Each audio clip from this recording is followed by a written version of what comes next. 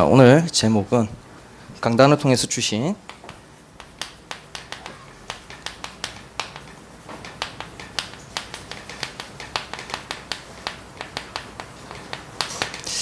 먼저 영혼부터 살려라입니다. 제가 이제 교회를 섬기게 된 지 2년이 다 되어 갑니다. 정확하게 제가 온 날을 알고 있습니다. 2017년 6월 20일입니다. 이 날을 잊을 수가 없는 이유가 그 전에 일들이 제가 감당할 수 없는 일들이 계속 일어났고, 그러다가 오게 된 게 이 제자교회에 오게 되었고, 처음에 나온 그 교회에 나온 저의 생각과 지금의 저의 생각은 상당히 많이 달라져 있습니다. 처음에는 무슨 생각이었냐면은 당연히 술이랑 담배를 끊고 싶다는 생각으로 와가지고 처음에 예배를 드리고 대학 청년부끼리 다 같이 모여서 포럼을 하는데 그때 제가 한 말이 술과 담배를 끊고 싶다, 그 말이었습니다. 그 이상 그 이하도 아니었었습니다. 보통 교회 이미지가, 하나님을 믿는 사람들의 이미지가 술 담배를 안 하니까 여기 나오면은 그렇게 될 수 있을 거라고 그냥 생각하고 온 겁니다. 그게 이제 저의 첫 포럼이었는데, 근데 지금은 참 하나님의 은혜를 많이 받았다는 게 느껴지는 것이, 지금 술, 담배는 다 저리 치워두고 제가 이 세계복음화의 대열 속에 있다는 것, 그리고 제가 과거에 어디서 와서 어디로 가는지 그 모르는 인생 속에서 방황을 하다가 정말 하나님 만나는 길이신 예수 그리스도를 만나고, 그로 인해서 제가 저번 주에도 필리핀 비전 트립을 가지 않았습니까? 그 비전 트립 중에서도 정말 한 번도 만나지 않은 그 필리핀 사람들에게 이 말씀을 전하면서 제가 끝나고 나서 잠시 생각을 했었습니다. 이걸 과연 내가 할 수 있을까? 나의 능력으로 지금 이걸 하고 있는 걸까? 아니더라고요. 정말로 하나님의 은혜와 복음의 능력으로 제가 바뀌었고 지금 여러분들이 바뀌고 있다는 것을 믿으시길 바랍니다. 진짜로 하나님은 살아계십니다. 제가 그거를 비전 트립을 통해서 깨달았습니다. 제가 어떻게 이런 걸 할 수 있겠습니까? 다른 게 없습니다. 진짜로 우리는 매일매일 하나님의 은혜가 필요하고 복음의 능력이 필요합니다. 항상 필요합니다. 과거의 저에 비해서 저는 지금 걱정과 근심이 없어졌습니다. 그걸 없는 걸로 보아서는 범사에 잘 된다고 볼 수 있지 않습니까? 과거에 불신자였을 때 범사에 잘 되지 않으니까 걱정과 근심, 염려가 있을 수밖에 없었고, 그게 해결이 안 되니까 제가 빠질 수밖에 없던 것이 술이었습니다. 또 과거에 비해서 강건함, 이게 비교할 수가 없습니다. 과거의 저의 모습이 그 술과 담배에 찌들어가지고 살이 삐쩍 말라가지고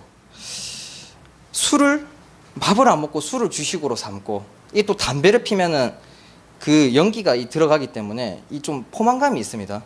그래서 밥을 한 끼 안 먹는 것보다는 담배를 한갑 피겠다, 그런 생각으로 살아갔었습니다. 거의 뭐 사람도 아니었죠. 근데 지금 어떻습니까? 제가 영혼이 살아나고 평안과 안식이 임해지니까 걱정, 근심, 염려가 없고, 너무 잘 먹어가지고 지금 살이 쪄가지고 큰일이 났습니다. 너무 강건해져가지고 탈입니다. 지금 다이어트를 하고 있는데 조금 덜 강건해지라고 기도해 주시길 바랍니다. 이게 바로 하나님이 주신 말씀입니다. 내 영혼이 잘됨 같이 범사에 잘 되고 강건하기를 강구하노라. 영혼이 잘 되었기 때문에 가능하지, 육신이 잘 되어서는 절대로 불가능합니다. 제가 육신이 잘 되었더라면 오히려 더 담배, 술에 찌들어 있었을 겁니다. 세상 사람들 너무 안타깝습니다. 이 참된 복음이 없는 사람과 사람이 만나가지고 결혼해서 자녀를 낳고 그 자녀도 복음이 없고 복음 없는 상태에서 유치원, 초등학교, 중학교, 고등학교 다니다가 그 다니는 가정 속에서 상처란 상처는 다 받고 치유는 없고 그러면서 성인이 된 상태에서 대학교 가면은 어떻게 살겠습니까? 이 방황할 수밖에 없는 겁니다. 제가 그랬습니다. 물론 방황하지 않고 잘 되는 친구들도 있지만은 저는 그 잘 되는 친구들이 더 안타깝고 그게 더 큰 저주와 재앙입니다. 지금 이 시간에도 사람들은 죄로 인한 저주와 재앙 모르고 있습니다.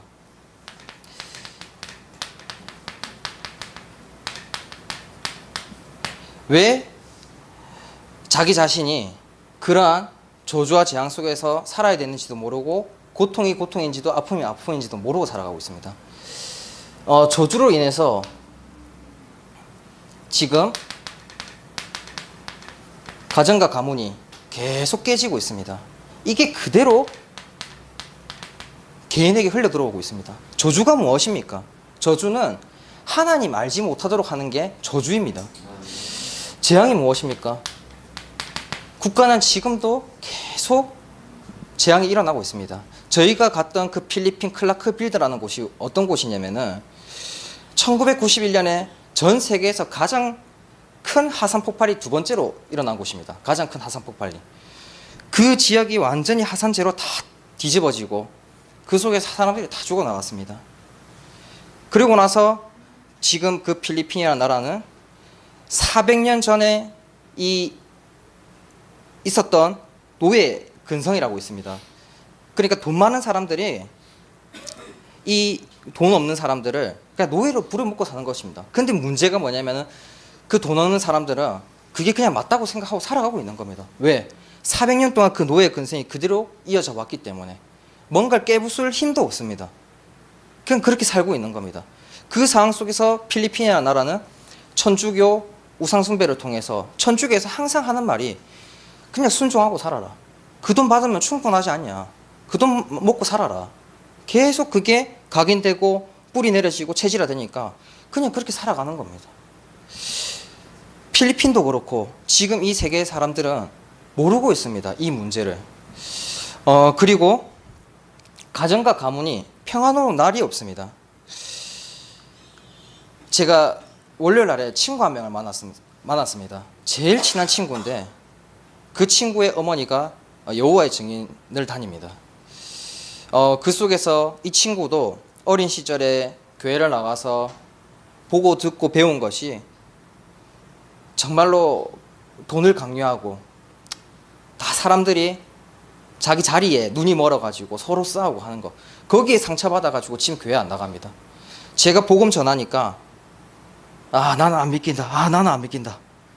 그러다가 나중에 머리 아프다고 내가 왜 이러지? 내가 왜 이러지? 그 말을 하는 겁니다. 근데 그 가정 자기 누나는 태어날 때부터 소아마비로 자기 형은 하나님 믿지만은 방황하다가 대학교를 5군데를 거쳤습니다. 그러다가 필리핀에 있는 대학교로 도망쳤는데 거기 가서 한 달에 100만 원씩 쓴 겁니다. 돈을 지원해 준 거죠, 어머니가. 뭐 하고 있는지 모르니까 제 친구 보고 네 가서 한번 봐라. 얘 형 뭐 하고 있는지. 가서 보니까 한국인 4-5명 모여 있는 대학도 아닙니다. 유니버시티가 아니라 컬리지라고 돼 있는 그냥 4-5명 모여 있는 데서 그냥 방 하나 얻어놓고 게임하고 있는 겁니다. 그러다가 지금 결혼했어요. 결혼했는데 이 결혼한 형수님이죠. 친구한테는. 이 형수님은 대대로 하나님 믿는 가문입니다. 근데 거짓말을 밥 먹듯이 하는 분입니다. 그 가정 속에서 어머니와 관계가 다 깨어지고 지금 이 친구는 모든 지원이 다 장남한테로 가다 보니까 힘든 거 힘든 대로 다 겪고 상처는 다 받고 지금 서울 올라와서 살고 있는데 복음을 전하니까 안 들어가는 거죠. 교회에 상처받았지, 가정에 상처받았지, 사회생활하면서 상처받았지. 너무 안타깝습니다 지금. 근데 걔는 자기가 왜 그렇게 아픈지 고통인지도 모르고 살아가고 있습니다.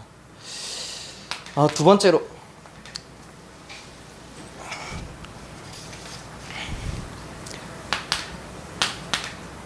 전부 다 또 하나님을 떠나가지고 사람들은 지금 외롭게 살고 있습니다.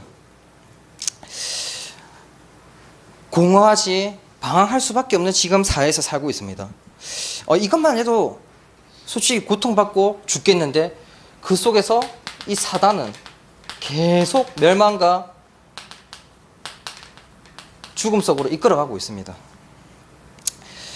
영이 죽어 있으니까 육신만 살았고, 육신이 살았으니까 눈에 보이는 것밖에 보일 수밖에 없습니다. 그러다 보니까 이 친구가 하는 말이 전부 다 형 탓, 전부 다 엄마 탓, 니 탓, 돈 탓, 부모 탓만 하고 있는 겁니다.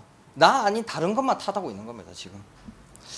그래서 우리는 눈에 보이는 것이 아닌 눈에 보이지 않지만 실제로 있는 영혼을 살려야 합니다. 그리고 두 번째로 이 사람은 가지고 있는 성향이 있습니다. 이 인간의 성향이 무엇이냐면 안전과 안정입니다. 이건 누구나 가지고 있는 성향입니다. 안전은 뭐냐면은 사고가 날 염려가 없는 것, 안정은 변함이 없는 상태입니다. 그래서 지금 이 나라가 범죄가 맨날 일어나는데, 그러면 사람들이 다 댓글을 뭐라고 다냐면은, 사람들이 하는 말이 뭐라면은 법 안 바꾸냐, 지금 뭐하냐, 이게 나라냐, 맨날 이 말하고 있습니다. 그리고 나라 경제가 힘들어지면은 다들 하는 말이 이게 대통령이냐, 이게 나라냐, 지금 다 이 말하고 있는 겁니다. 우리나라의 안정과 안정을 보면은 저는 필리핀보다 훨씬 낫다고 생각합니다. 근데 이 세상의 것으로는 사람들이 만족을 할 수가 없는 겁니다. 지금 우리나라도 그렇고 이 사람들이 이미 안정과 안정을 가지고 있으니까 이 변화를 깨하길 싫어합니다. 이건 나이가 들면 들수록 좀 심해집니다. 이게 그러려고 해서가 아니라 삶이 지금 안전하고 안정하기 때문에 굳이 내가 변화를 해야 되겠냐, 해봤자 뭐가 있겠느냐, 이런 생각을 가지고 있기 때문에 변화의 추구를 안 하려고 합니다. 그래서 나이 든 사람들이 점점 보수적으로 변하는 겁니다. 제가 생각에 하나님이 보시기에 이게 사단의 틀과 올무입니다. 지금 혹시 문제가 있는데 하나님 믿어봤지만 별 수가 없다, 또 하나님 믿어봤지만 나는 변화가 안 일어난다, 그런 분이 있으시면은 오늘 가진 말씀을 가지고 정말 우리 신앙생활에 혁명이 일어나길 바랍니다. 왜냐하면 우리는 그동안 살아오면서 하나님 없는 것에 각인이 되어 있습니다. 그래서 이 세상에 살아오면서 안전과 안정을 누려봤기 때문에 하나님 있는 변화를 추구하면서 이게 안 맞는 겁니다. 하지만 하나님 속에 있는 것이 가장 안전하고 가장 안정적임을 믿으시길 바랍니다.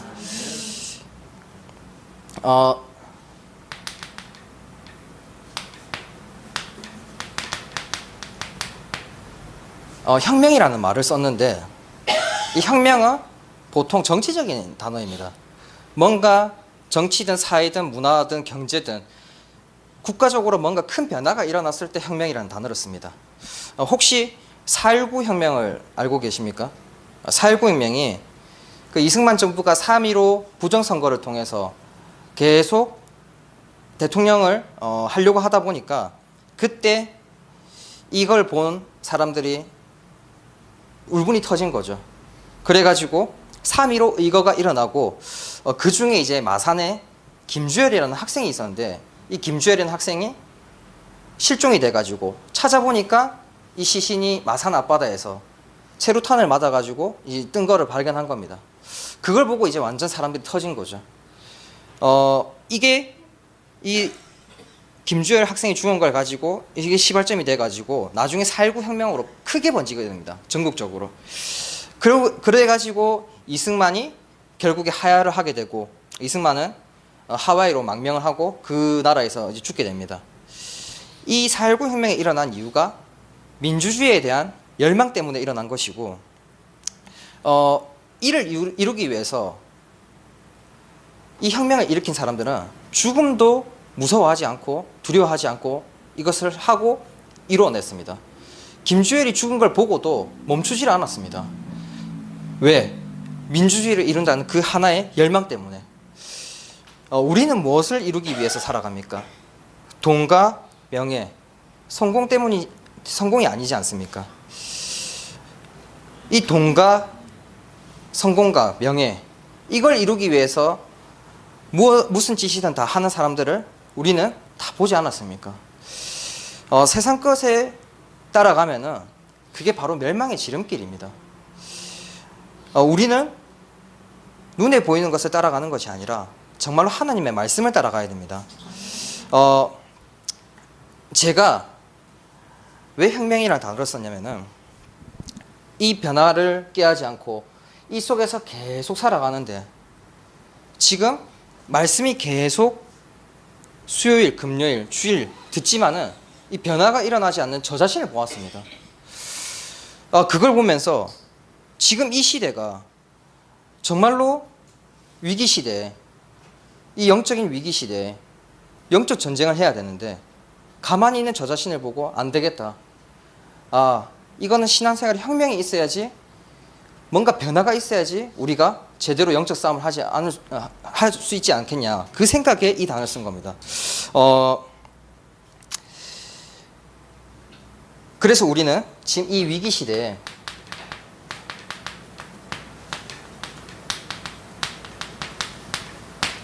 영적 전쟁을 해야 됩니다. 지금 이 시대가 전쟁터입니다. 눈에 일어나는 전쟁은 없습니다. 전쟁이 일어날 때는 참 신기한 게 정신병이 없습니다. 전쟁 일어날 때는 정신병이 없습니다. 죽고 사느냐, 그게 문제인데 다른 것을 생각할 여유가 없는 겁니다. 근데 지금 이 시대는 다른 것이 너무 많습니다. 그러다 보니까 이 시대에 정신병이 생길 수밖에 없는 겁니다. 복음 아닌 다른 것이 너무 많습니다. 그냥 길에 나가면은 전부 다 복음 아닌 것입니다. 이게 너무 안타깝습니다. 지금 우리는 정신을 차려야 됩니다. 영적 전쟁을 해야 합니다. 그 첫 번째가 무엇이냐면은 올인입니다. 목사님께서 말씀하셨습니다. 다른 게 기댈 게 있으면은 올인하지 않는다고 하셨습니다. 제가 그 말을 듣고 가진 게 없는 게 축복이구나를 깨달았습니다. 만약 가진 게 없다면은 그게 하나님이 주신 것입니다. 하나님이 주신 것이고 하나님께 올인할 수 있는 기회입니다. 이것을 발판 삼고 올인한다면은 영원히 살고 범사에 잘 되고 강건해지는 것은 당연한 응답입니다. 첫 번째가, 올인의 첫 번째가 사람 말 듣는 게 아닙니다. 하나님의 말씀을 듣는 것입니다. 세상 사람의 말에 은혜 받지 마시길 바랍니다. 아무리 그 사람이 논리적이고 아무리 말을 잘해도 그 말에는 진리가 없습니다. 속지 마시고 하나님의 말씀을 들으시길 바랍니다. 하나님의 말씀은 가장 진실하고 가장 사실입니다. 그래서 지금 이 시간에 제가 하는 말, 저는 제가 하는 말로 생각하지 않습니다. 저는 이런 거 못합니다. 할 수가 없는 사람입니다. 지금 또 떨려가지고 땀이 흘러내립니다. 근데 말이 계속 나갑니다. 저는 이 말씀이 정말로 하나님의 음성임을 믿습니다. 이 말씀이 하나님의 음성으로 들릴 때, 들을 때에 그때 하나님께 올인했다는 증거입니다.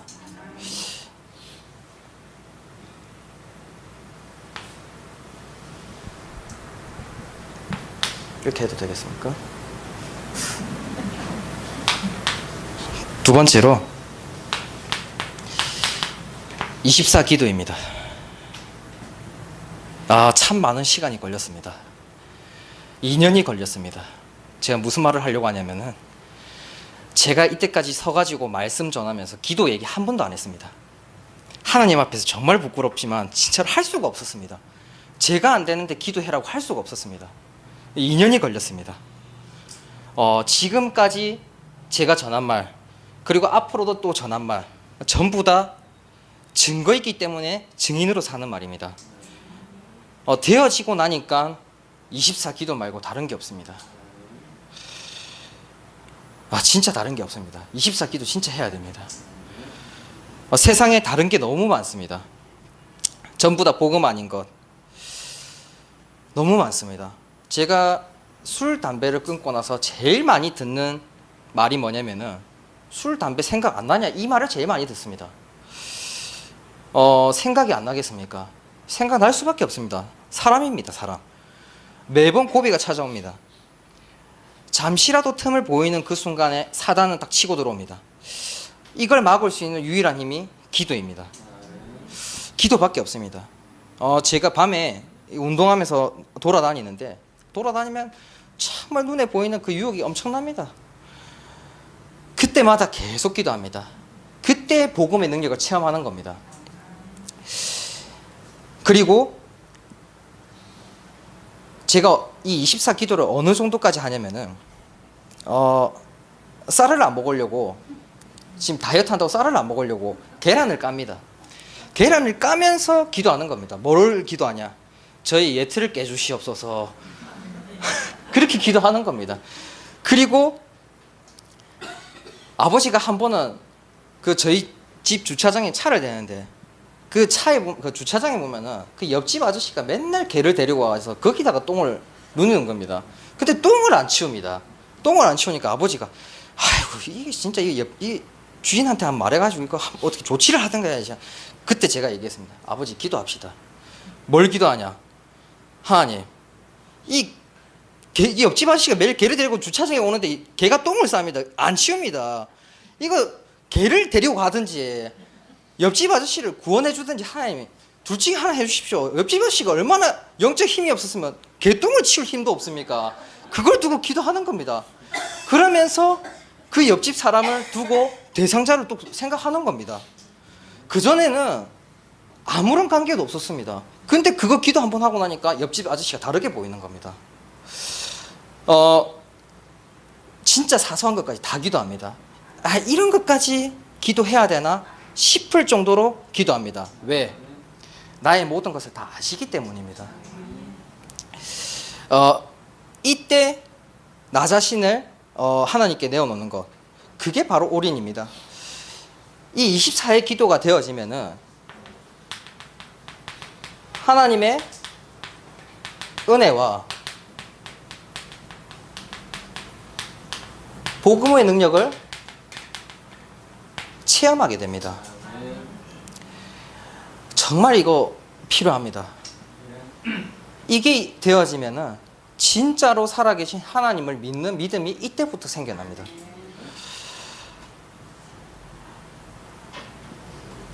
그리고 아까 전에 신앙생활에 혁명이 있어야 된다고 했는데 정말 말씀으로 혁명이 일어나야 됩니다. 이 혁명이라는 말이 바로 24 기도해라는 말입니다. 이 사단이 신자에게 다른 거는 다 허락합니다. 이 딱 하나를 허락 안 하는데 그게 바로 기도입니다. 얼마나 오래 걸립니까? 제 기도 되어지는 데까지 2년이 걸렸습니다. 2년이.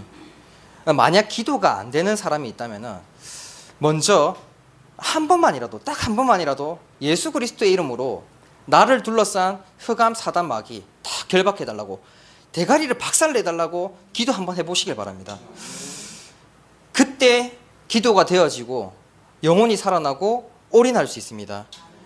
그 이후의 응답은 아마 그 감당할 수가 없을 겁니다. 너무 커가지고 감당할 수 없을 겁니다. 정말로 오늘부터 기도가 되어지는 혁명이 있길 바랍니다. 세 번째로 가이오 같은 자가 되길 바랍니다. 이 가이오가 무슨 뜻이냐면은 기쁨이라는 뜻입니다. 사도 요한에게 있어서 가이오는 기쁨이었습니다. 보기만 해도 기쁜 자, 그가 바로 가이오였습니다. 그런 가이오에게 사도 요한은 축복을 합니다. 영혼이 잘됨같이 범사에 잘되고 강건하라고 하나님께 간구합니다.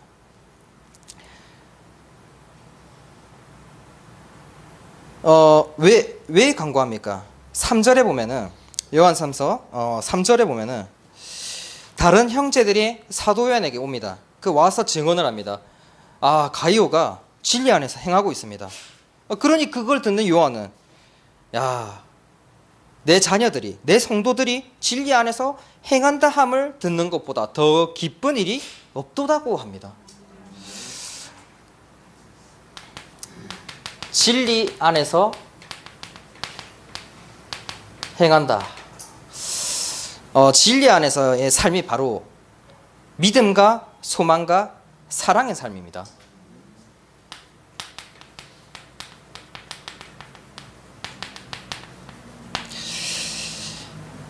그리고 하나님의 말씀을 듣고 순종하는 삶입니다.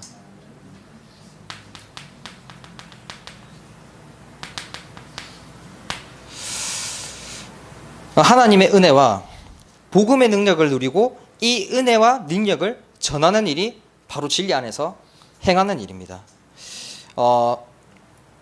성도들이 진리 안에서 행한다는 것은 목사님에게도 큰 기쁨이고 성도들 상호 간에도 큰 기쁨입니다. 우리의 가장 큰 기쁨은 이 하나님의 말씀을 듣고 말씀을 믿고 말씀 안에서 행하는 것입니다. 이것이 우리의 영혼이 잘 되는 일이고 이것보다 더 귀하고 기쁜 일은 없습니다. 그래서 여기 계신 분들이 가장 귀하고 소중한 존재입니다. 이 세상에 살아가면서 지금 말씀 듣고 말씀 믿고 말씀 안에서 행하는 자가 없습니다. 그래서 이걸 행하는 자들이 주의 종이 보기에는 가장 귀하고 소중할 수밖에 없는 겁니다. 또 5절에서 8절을 보시면은 요한은 또 가이오를 칭찬합니다. 왜 칭찬하냐?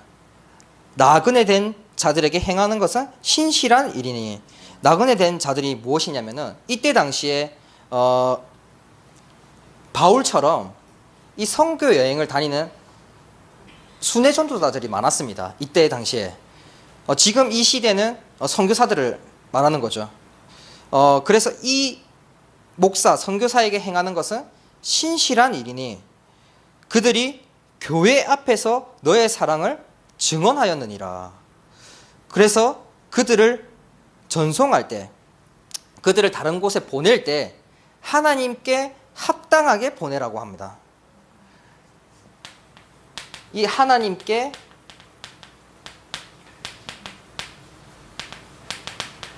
합당하게라는 말은 우리가 다른 성도나 주의 종들을 대할 때 그들을 인간에게 대하듯이 대하는 게 아니라 정말 그 중심을 보고 하나님께 대하듯 대하라는 겁니다.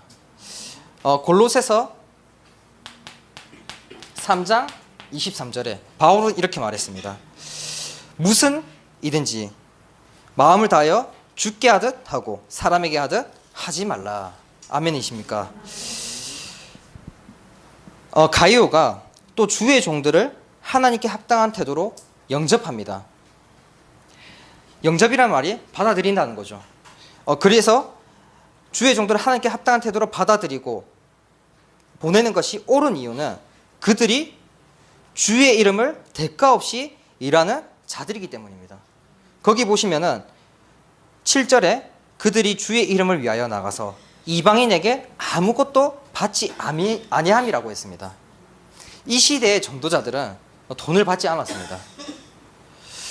주의 이름을 위해서, 주의 이름을 증거하기 위해서, 영광을 위해서 물질적인 대가를 받지 않고 일을 했었습니다. 주의 종들은 장사꾼이 아닙니다. 말씀 사역은 장사가 아닙니다. 제가 주의 종의 길로 들어오면서 딱 하나 하나님 앞에서 결단한 게 있습니다. 그게 뭐냐면은 제가 불신자였을 때 이 세상에서 들려오는 소식들이 있지 않습니까? 뉴스들이 있지 않습니까? 그때 하나님을 믿지 못하게 막는 목사들이 너무 많았습니다. 그 목사들이 돈에 눈이 멀어서, 자리에 눈이 멀어서 자기가 하나님처럼 행하는 자들을 보면서 제가 믿지 못했습니다.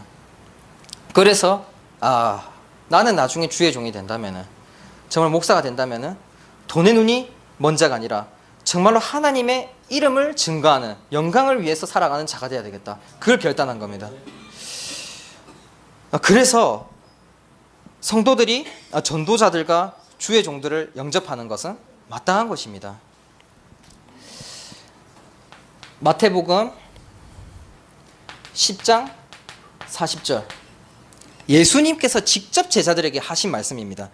너희를 영접하는 자는 나를 영접하는 것이요, 나를 영접하는 자는 나를 보내신 이를 영접하는 것이니라. 아멘. 성도들이 전도자들을 영접하는 것이 마땅한 것은 진리를 위해서 함께 일하는 자가 되기 때문입니다. 직접 복음을 전하지 않아도, 그리고 직접 복음을 전하지 않는 자가 되어도 기도와 헌금으로 또 기회가 있을 때 전도자들을 하나님께 합당하게 대하고 또 영접하고 보낼 때, 그때 하나님 나라를 이루는 일에 다 같이 동참하기 때문에 성도님들이 정말로 전도자들과 주의 종도를 하나님께 합당하게 대하시길 바랍니다. 제가 이 말을 전하기가 참 힘들었습니다. 목사님께서 하신 말씀입니다. 하지만 마태복음 10장 42절입니까? 43절입니까? 누구든지 제자의 이름으로 이 작은 자 중 하나에게 냉수 한 그릇이라도 주는 자는 내가 진실로 너희에게 이르노니 그 사람이 결탄코 상을 잊지 아니하신다고 하셨습니다. 전도자와 주의 종, 그리고 우리가 함께 하나님 나라를 확장하기 위해서, 그리고 이 세계복음을 위해서 올인할 때 하나님께서는 냉수 한 그릇 줄 때 주는 상보다 더 큰 상을 준다는 것을 믿으시길 바랍니다.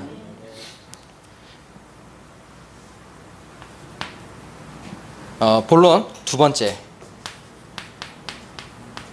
올 아웃입니다. 하나님이 보시기에, 부모가 보기에도 자기 자녀가 잘 되길 바라지 망하길 바라겠습니까? 그런 하나님이 우리를 보시기에 우리 또한 하나님이 잘 되길 바라지 망하길 원하지 않습니다. 그래서 올인할 때 하나님께서 올 아웃, 모든 것을 주시는 것은 당연한 겁니다.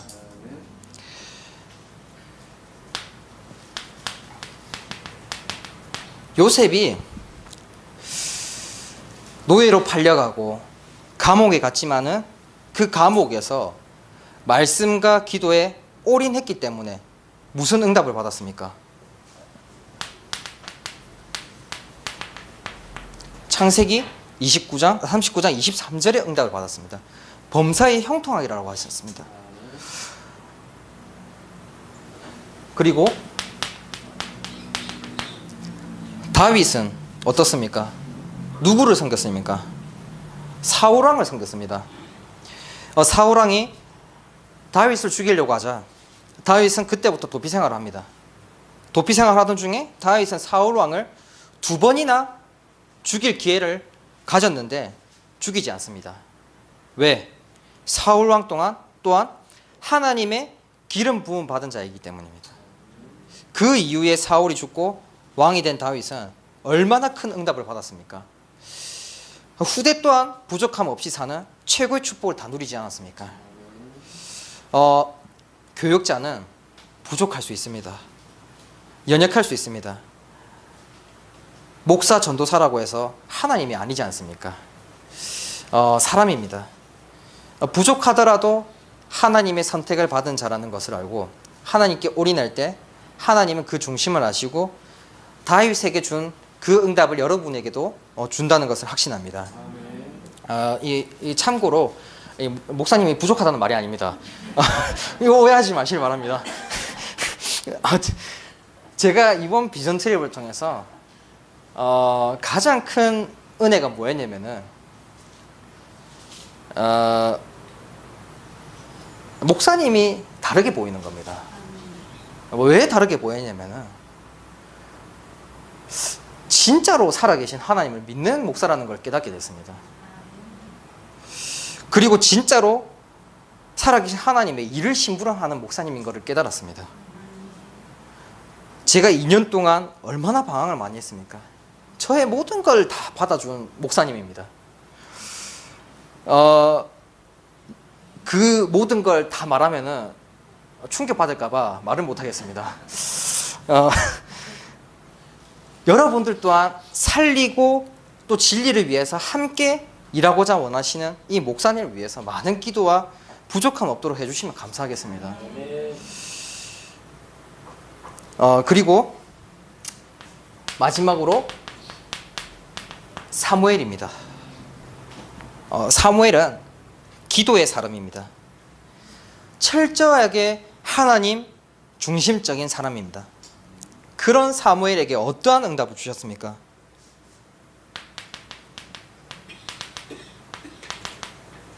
사무엘상 3장 19절 그의 말이 하나도 땅에 떨어지지 않게 하시니.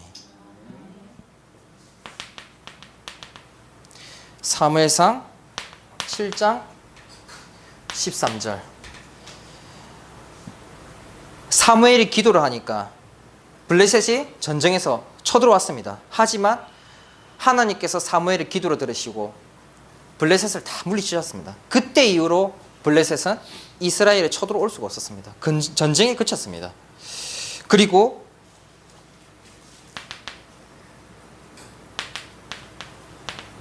사무엘상 7장 15절 사무엘은 미스바에 모였습니다. 모든 이스라엘 백성들도 다 모았습니다. 이방신을 섬기지 말고 여호와 하나님을 믿으라고 했습니다. 이 미스바 운동을 지속하는 동안 모든 사람들이 이 사무엘을 보고 다 여호와를 믿었습니다. 이 세 가지, 이 렘넌트 3명 말고도 나머지 4명의 렘넌트들도 다 똑같습니다. 하나님께 올인했을 때, 사람 말 듣지 않고 하나님의 말씀 들었을 때, 24 기도 속에서, 그리고 주의 종의 말씀, 전도자의 말을 따랐을 때, 사도의 가르침을 받았을 때 다 이러한 응답을 받았습니다.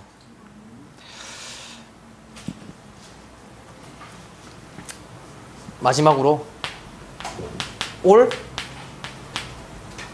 체인지입니다.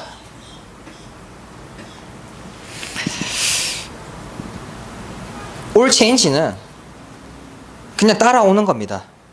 올인할 때 올 아웃 모든 게 나오고 올 체인지 모든 게 변합니다. 뭐가 변하냐?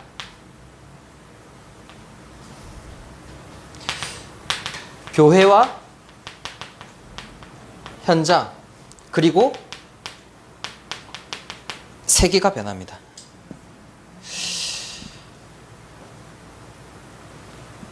지금 이 속에 빠져 있는 사람이 있으시다면은 지금 하나님의 말씀에 올인하시고 하나님께 올인하시고 오직 24 기도 속에 들어가시면은 이 응답 올 수밖에 없습니다. 두 번째로 무슨 응답이 옵니까?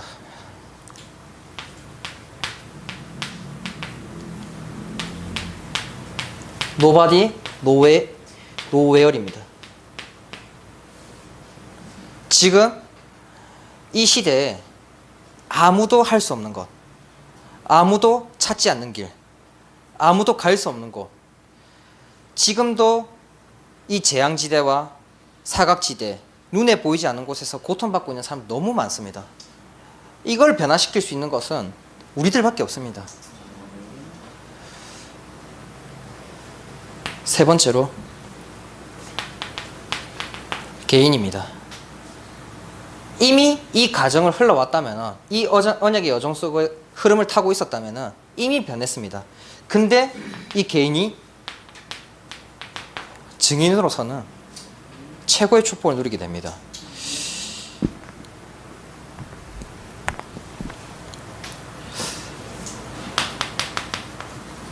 결론입니다.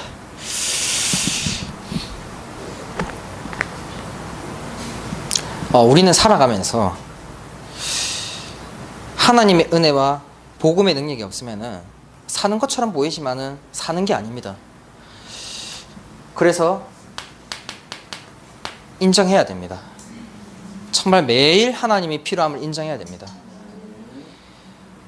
이 매일이라는 말에는 1분 1초도 빠지지 않고 매 순간순간마다 필요하다는 겁니다.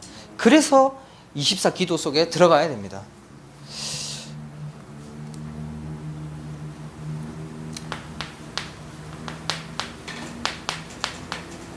은혜와 능력이 필요함을 인정하시고 지금 이 세상에 복음만이 너무나도 다른 것으로 가득 차 있습니다. 이 영적인 힘을 얻는 시간이 없으면 속을 수밖에 없습니다. 힘 얻는 시간을 꼭 가지셔야 됩니다. 24 기도만 하면 되는 거 아니냐라고 할 수 있습니다. 아니 이것만 해도 힘든데 거기에 플러스해서 힘 얻는 시간까지 가지라는 말이냐. 아이고 신앙생활이 뭐가 계속 플러스 1 플러스 1도 아니고 계속 더해지냐 그렇게 말할 수 있는데, 근데 이게 힘든 시간이 아니라 정말로 이 시간이 하나님이 주신 은혜와 복음의 능력이 체험되는 시간이라면 그때 진짜 응답이 오는 겁니다. 시대마다 하나님은 남은 자를 부르셨습니다. 그 남은 자가 바로 우리입니다. 지금 이 시대 위기 시대입니다. 우리가 이길 수 없습니다. 오직 그리스도 하나님의 나라 성령의 충만함으로 오로지 기도에 힘쓸 때 우리는 24의 응답 속으로 들어가는 겁니다. 그때서야 25 영원 237 나라를 변화시킬 수 있는 증인으로 세워지는 겁니다. 그렇기 때문에 오늘 주신 말씀을 가지고 승리하는 한 주가 되시길 바라고, 하나님의 말씀으로 신앙생활에 혁명이 일어나는 축복이 있길 바라고, 하나님의 말씀으로 24 기도 속으로 들어가는 축복이 있길 바랍니다. 짧게 기도하겠습니다. 하나님 아버지 감사합니다. 하나님이 주신 은혜와 복음의 능력으로 우리가 하나님이 주신 축복을 다 누릴 수 있게 해주시며 감사드립니다. 하나님, 사람 말을 따라가는 것이 아니라 오직 하나님의 말씀을 따라가고 24 기도 속에서 전도자를 따라 진리를 위해서 함께 행하는 자가 될 수 있도록 축복하여 주시옵소서. 영혼이 잘되고 범사에 잘되고 강건할 수 있도록 하나님께 간구하오니 하나님께서 성령으로 역사하여 주시옵소서. 지금도 살아계신 예수 그리스도의 이름으로 기도드리옵나이다. 아멘.